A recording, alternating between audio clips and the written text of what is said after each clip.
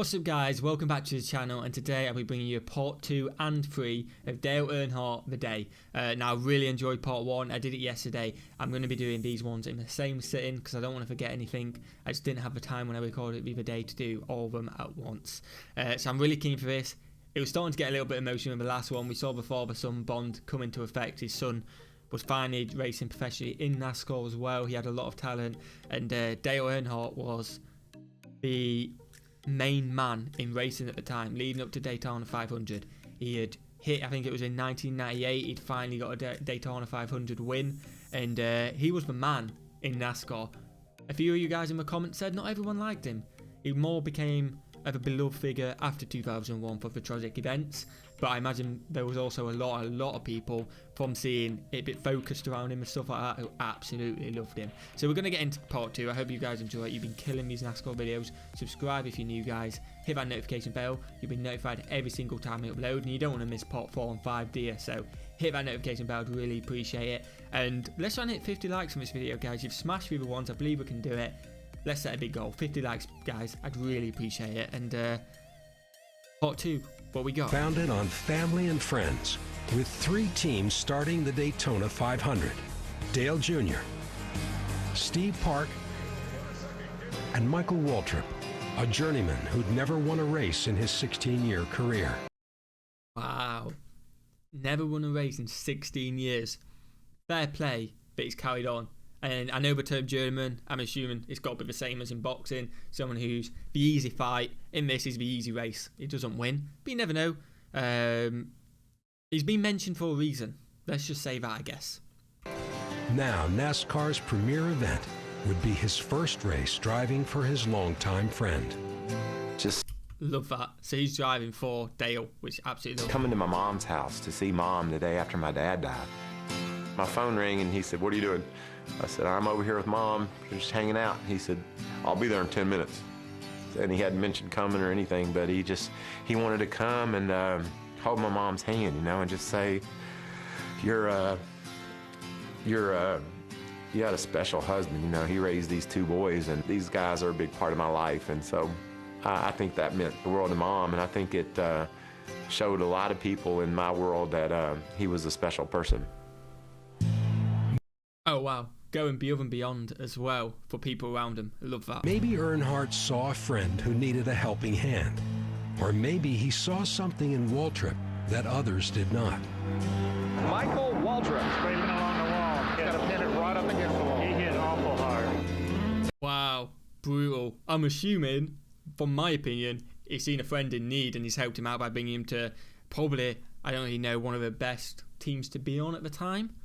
If Dale Earnhardt was doing well in it, it could have been one of the best, you know what I mean? So I'd say it's more of a friend thing, but I don't know. You guys know more than me, so tell me in the comments, guys. You know, I had started my engine 462 times and hadn't ever been able to win a race. Wow, that 462 times. Is Michael Waltrip out of control? Try over. Time was ticking. Time was running out for me to be able to get a top ride. When Dale put Michael in the Napa car, and everybody said, "Have you lost your mind? He's driven 400-some races and had never won a race. Why did you pick him?" Dale always knew in his heart that Michael could drive, and he always felt like he just needed an opportunity. End of the day. I'm sorry I keep pausing, guys. I know I paused a lot in the last one, but I like to give my opinion. At the end of the day, I'm reacting. Hopefully the video's loud enough for you guys, but it's that good old saying, you've got to be given the opportunity. He may have rode 462 races, never won, but he might not have had the car. I personally don't know. You guys know a lot more than me. I'm learning. But end of the day, if you haven't had the car, then you can't win. And a prime example of that is in the F1. I watched that recently. You guys won't know too much. I won't take too much of the time on that. But George Russell races for Williams. Always not even scored a point in his career. Goes to Mercedes, a lot better car, and he can thrive. He can use his skills, and he should have won the race. Just goes to show. So I do understand, but you have to be given the opportunity in a better car, and maybe that's what he needed.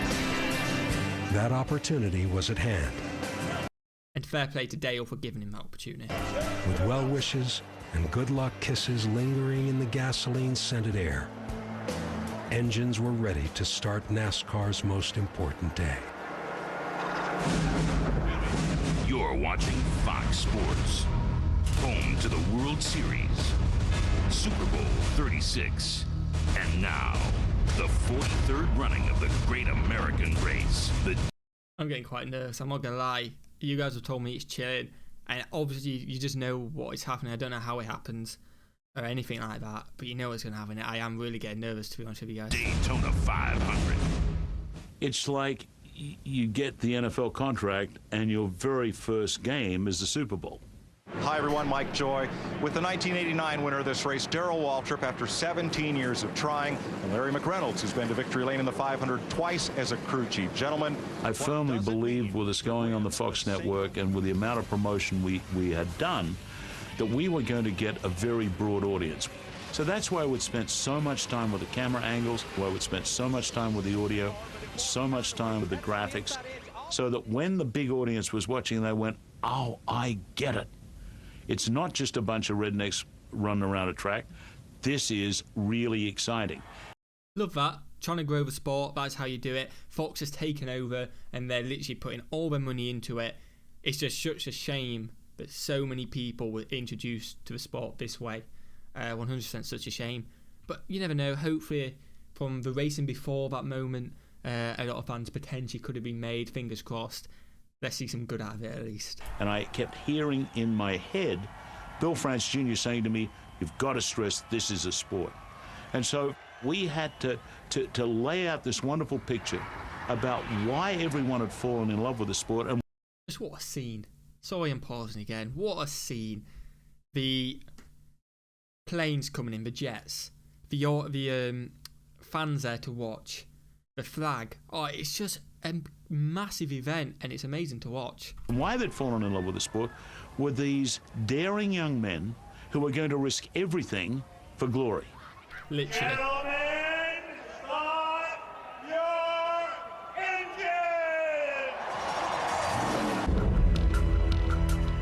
engine! Rolling Thunder rose to life as NASCAR machines rolled off the starting grid.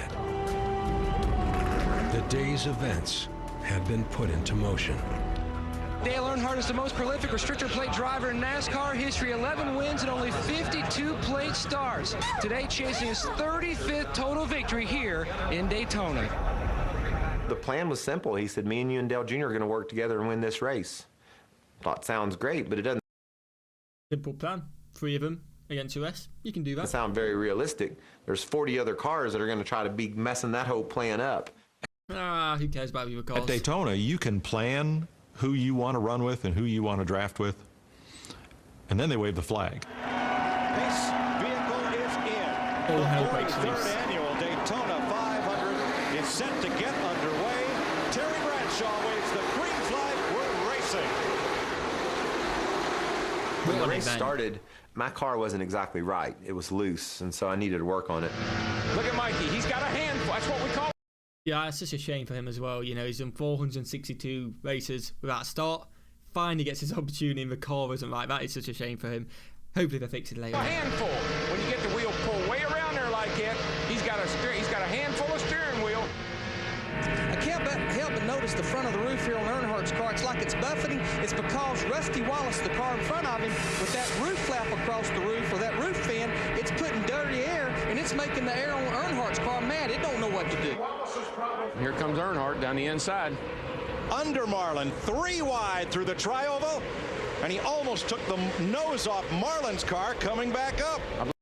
Courageous driving right there. Fair play. Taking second place so far. Schrader led that lap. He did. Good man, Schrader. The first 150, 70 laps, basically, I saw them, but we really there's too many cars. We never could really get together and team up. Look at Earnhardt. Right down to the apron to take the lead. With Jeff Gordon pushing in the 24 car, Dale Earnhardt Jr. in the red car, the 8 car pushing with him. Dale and Dale Jr. got to the front in a hurry, and I kind of rode in the middle of the pack. What do you expect? He was a journeyman. I may be completely wrong. He may be up there at the end again. You guys have told me a little bit about this story, but I tried putting it off because I knew I was going to react to this. So I've tried to avoid the finer details of how it all happens. I am getting nervous because we're all in the race, and I imagine we're all going to get to a moment very soon, and it's going to be horrible to watch, I imagine. For longer than I wanted to. Then the crew made some adjustments, and made my car right. I could drive the heck out of it. Michael Waltrip up the middle. Hey, we hadn't talked about Uncle Mike all day, and there he is. Come on, buddy. Give me a chance to talk about you. There's one time during the course of the race that all four of us were running 1, 2, 3, 4. Me, Dale Jr., Steve Park, and Dale. That's a dream situation right there. You could just draft your way to victory, I guess. Pretty impressive. All three of them DEI cars up there in the lead. I've been in so many things in the last 25 laps. I wasn't thinking until the last couple laps and see what happens. You just try to position yourself up there where you're in that group and try to be able to make something happen, or if something happens, you can capitalize on it. Against the big one, it's what we've all been fearing. This kind of racing is going to happen. I'm assuming this isn't it. I'm assuming this is a different crash because it didn't look like the A horrible crash on the back straightaway that began when Tony Stewart got turned sideways against the backstretch wall number 20. Bad crash. You know, it just seemed like the lid was about to bubble off of this pot here, and it just seemed like with that event, bad crash. we thought maybe eliminated enough cars to make it come down to where we knew who we needed to race and how we were going to be able to accomplish this. Luckily, them drivers was okay. Wow, A lot of good cars got taken out in that big crash. And so when the cars are stopped on the racetrack over on the back straightaway, not only are we catching our breath, but so are those guys. And at the same time, they're strategizing. We pulled to a stop on the front straightaway, and I'll be darned. I looked in my mirror, and I was leading the race. Yeah, that must have been an amazing moment. Like, besides what's about to happen, that personally, at that time, not knowing what is going to happen and stuff like that, must have been a fantastic feeling for him. Thinking, I've been given this opportunity and I'm currently taking it. This is my time. He must have been thinking. That must have been an incredible moment. Dale and Dale Jr. were right behind me. And I thought about his plan, you know. I know he's a great race car driver and a champion, but this is crazy what he called out. Junior was sort of philosophic. It was kind of strange because he got on the radio and told the crew, he says, no matter what else happens, he says, let's be thankful, because he said, we've had a great week, we've had a great race, and we're so lucky that we missed that crash. I remember him coming on there, and I can't remember if it was before or as soon as the wreck happened or during the red flag, but he said, Richard, if they don't do something to these cars, it's going to end up killing somebody. It kind of always sticks. That's one of the things I can remember, and I don't remember at what point he said that. But wow, so powerful. So you just heard before, so lucky to miss that crash, stuff like that. At the end of the day, there wasn't lucky to miss that crash. If that crash had hit him, there's potential none of this would have happened. Again, it's all ifs and buts, and you can't dwell on that. But again, what he's saying, if you don't fix these cars, it's going to kill someone. It's so powerful. He was predicting it, and it's such a shame. But it was after Tony's wreck. I will go on to number 3 now, guys. I'll probably cut it just to save this video, and I'll see you in a second. Okay, guys, literally just done a quick stop-start. I'm not ready for this part 3. I'll be honest with you. He was getting to me towards the end of that part 2. Let's see what we got in store. This is going to be absolutely brutal, I can tell.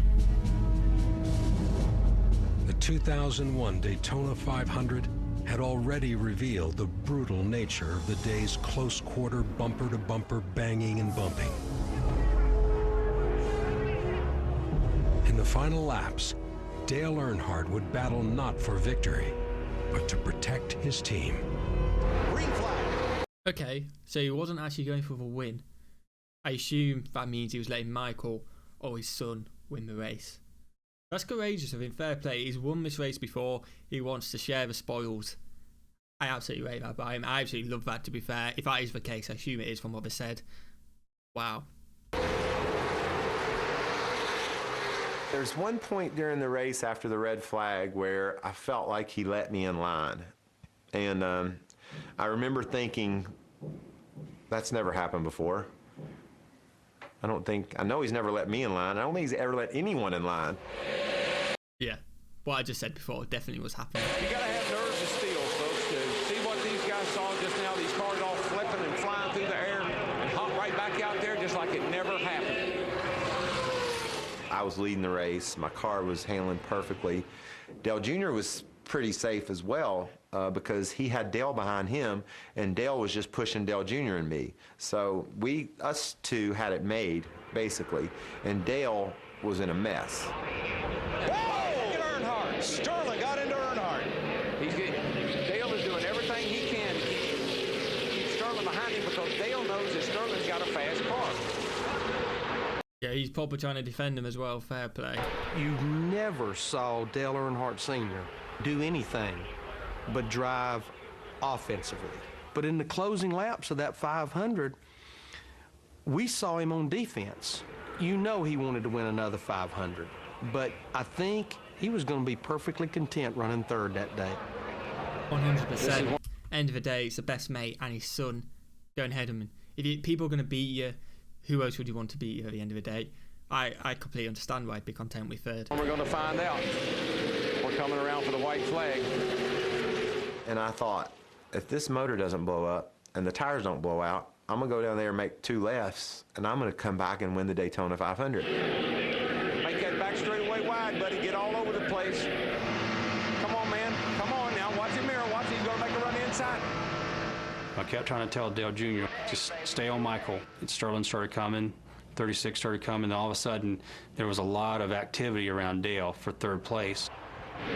Atta boy. 3 wide behind them. You got him, Mikey. You got him, man. You got him. Come on, man. Last lap at Daytona. This is it, I guess. I've got to be prepared for this. Well, I know I haven't reacted too much in this video. I've kind of just been taken in. This is so emotional, and it hasn't actually happened yet. I've taken aback by this documentary 100%. Everybody's arguing over space, trying to get your nose in there. If you get your nose in there, maybe you can make the rest of it fit. All of a sudden, I saw his car cut left, and that's it. This can't be good. Come on, get him in the 4. Get him in the 3 car down. Oh, big trouble. This is a crash, but can I just say, fair play. He's defended a lot. Look at the lead them two have. Big wreck behind them. Lead him back. Come on. To the flag. Come on, Mikey. You got it, man. You got it. You got it. You got it. You got it. Michael Waltrip wins. All right. Wow. So this moment right here, Michael Waltrip hasn't won a race in 462 appearances. This is the high of the highs. He has no clue about that crash. His son has just come second in a Daytona. His dad's best mate has just won one. He's got to be extremely happy. A bit disappointed he probably hasn't won it, but extremely happy. All with that going on in the background as well.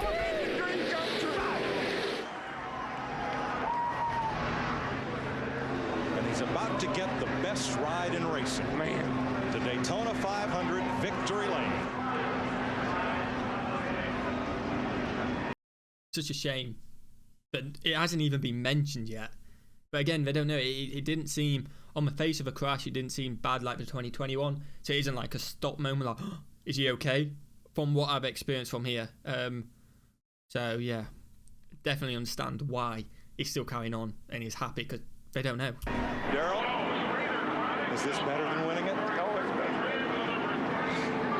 This is great. I hope Dale was okay. I guess he's all right, isn't he? I guess it's alright, isn't it? Wow.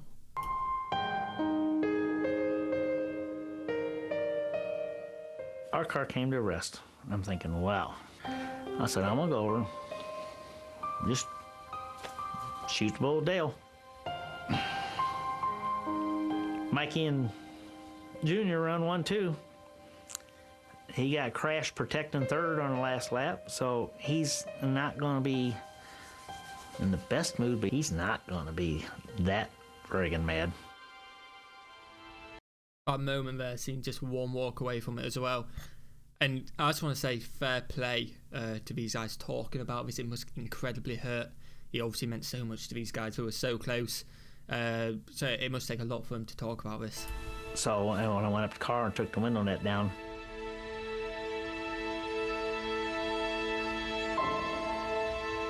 I knew he was in trouble. I knew right away he was in trouble, and I signaled for the emergency crews to get there like quicker. And they were there quick, but just quicker yet. And I just knew he was in trouble.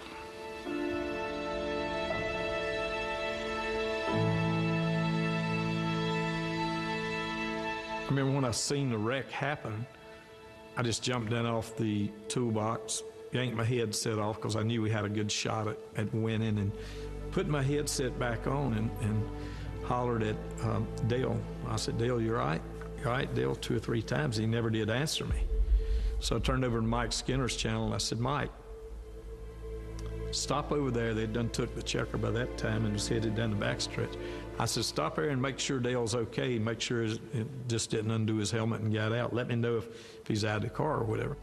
Skinner come on there. He said, you better go to the infield care center. He said, boy, he doesn't look good.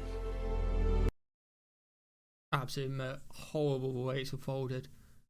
For that driver as well, to go and check on it and just instantly know that it's not okay. It's just so powerful, man. The way these guys are talking about it is so powerful. Absolute credit that they can talk about it. It's so emotional and chilling. We just kept waiting. Come on, climb out. Come on, help him out of the car. Come on, get him out of the car. He's got to go to Victory Lane. You got to get him out. Junior got out, and again, I don't know quite his thoughts at that point, but his thought was, we're going to go to the medical center, the care center in the infield, and see Dad. I suppose even though they knew it was serious, they probably know it's serious at this point, but again, you don't think it's that serious, do you? And what a bitter, well, not even a bittersweet, a horrible day for them. He's just won his first race. Who cares that he's won his first race in that moment? End of the day, it's a fantastic sport, yes. Winning matters a lot, but it means nothing compared to life. And what a horrible day it turns out for them. But again, straight after the race, even though they know something's seriously wrong, you're still not expecting that, are you? You're thinking seriously wrong as he broke his leg. You know what I mean? Has he been knocked unconscious or something like that? Horrible, man. Absolutely horrible.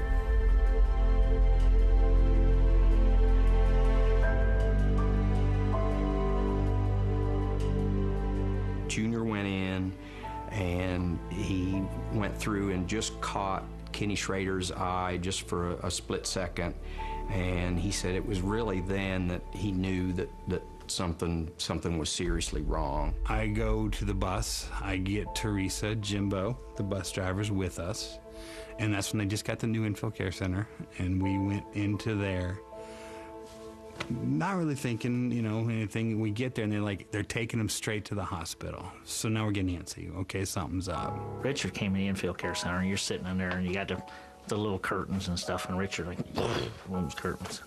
What's the deal? I probably turned white, and he said, how is he? I said, it ain't good. And he said, you mean like we're gonna be out for a while? I said, oh no, buddy. It's we got bigger problems. Again, that you hear it's serious because it's such a shame that it takes something so tragic for the sport to change. So hands wasn't head and neck guard wasn't mandatory. So back then you're thinking, serious, bloody hell, he's gonna be out for a year or something, What a waste if you get what I'm trying to say. But it's like, no, it's serious. It takes something so major for you to take serious as serious, if that makes sense. I hope I'm getting that across right. Absolutely horrible to see it, and it is such a shame, but it is one of them things where a lot of the time it does take something tragic, very unfortunately something tragic, to change. Kenny wasn't himself, he was just as pale as he could be, and he said, took a few deep breaths, and he said, look, I'm not a doctor. They had released him from the care center. He said, I'm telling you, it don't look good. It don't look good. And at that point, my heart just fell. And so Judy and I got in the car, and headed to the hospital. We get in a car and get a police escort to the hospital. We're going back roads around the turns. I said a lot of prayers on the way to the hospital. That's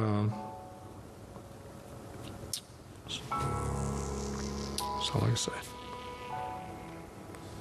Yeah, I know I've said it already, guys. Absolute credit to these guys. This must be absolutely horrible for them. Their closest friend, family, in some cases, reliving such a horrible, horrible event. It's just absolutely hats off for these guys for doing it, just to teach people like me who knew nothing about the incident and how good of a driver and how special he was to people. So hats off completely. While we're dealing with that, somebody's won the race and he's going to victory lane.